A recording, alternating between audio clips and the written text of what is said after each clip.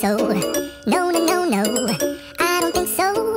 No, no, no, no. It's never, ever, ever, ever, ever, ever gonna happen. I don't think so. No, no, no, no. I don't think so. No, no, no, no. It's never, ever, ever. L'écureuil qui ne faisait pas de provisions.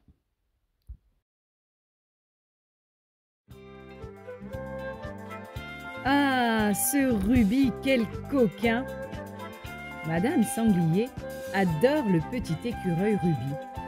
Un matin, il s'est planté devant elle et lui a dit admiratif. Votre fourrure est magnifique, Madame Sanglier, noire et brillante. Est-ce que je peux la toucher? Surprise, Madame Sanglier l'a laissé monter sur son dos et Ruby l'a caressé. Les pattes griffues de l'écureuil la titillaient tellement qu'elle s'est mise à glousser. Ravi, il a continué plus fort et Madame Sanglier s'est tordue de rire. Depuis, la famille Sanglier au complet est devenue amie avec lui et ils organisent de longues séances de chatouilles rigolades. Ruby, viens nous aider, mon chéri. J'arrive, maman! Ruby quitte la famille Sanglier pour rejoindre la sienne.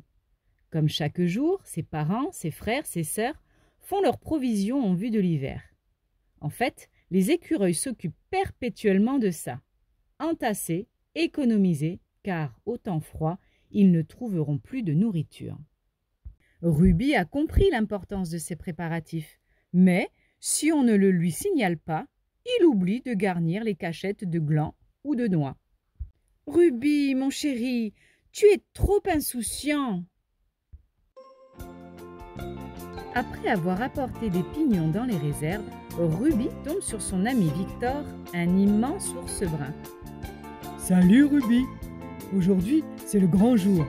Je vais voir ma fiancée derrière la montagne. » Bravo, Victor!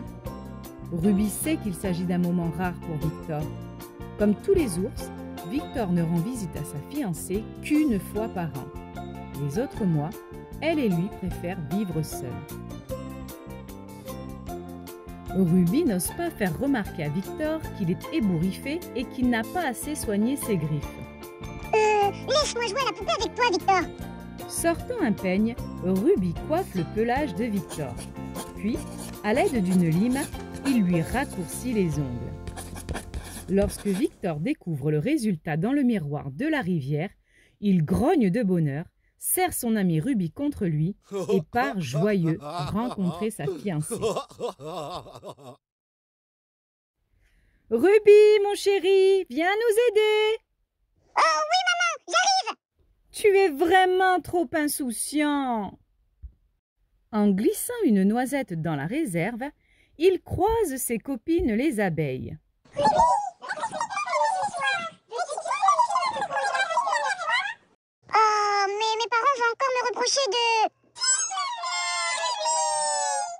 Ruby les suit.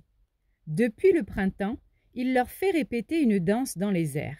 Cela divertit beaucoup ces travailleuses. En plus, leur miel est encore meilleur depuis qu'elles s'amusent avec Ruby.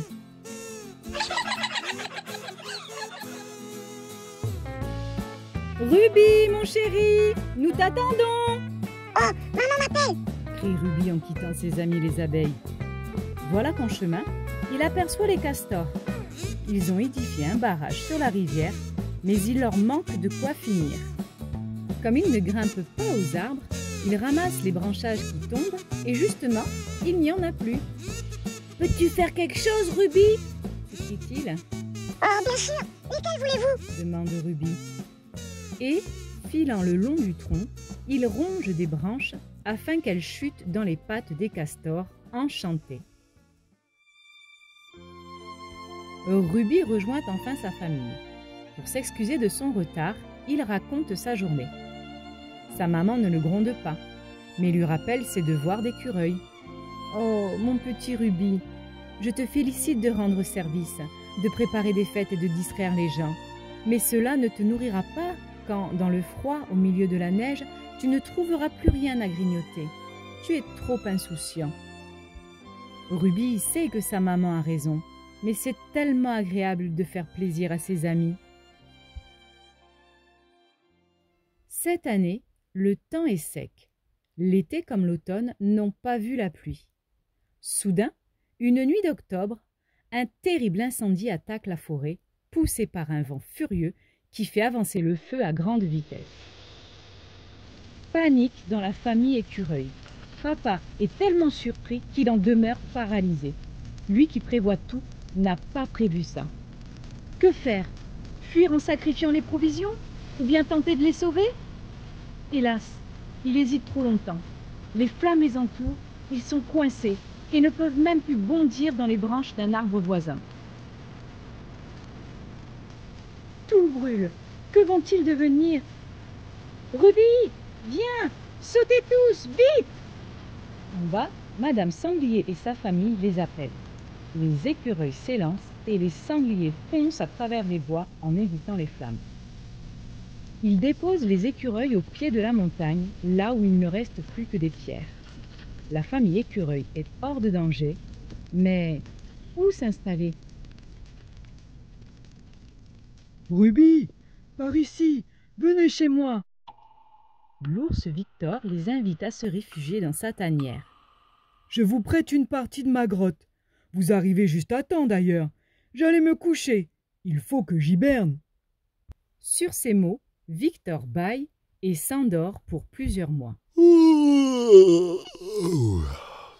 La famille Écureuil, soulagée d'avoir trouvé un abri, essaie de se reposer un peu.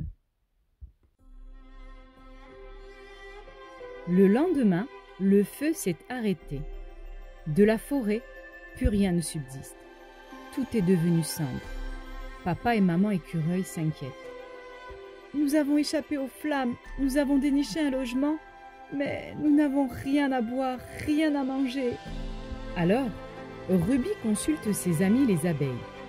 Dites-moi, vous ne nous donneriez pas un peu de miel pour que nous puissions passer l'hiver?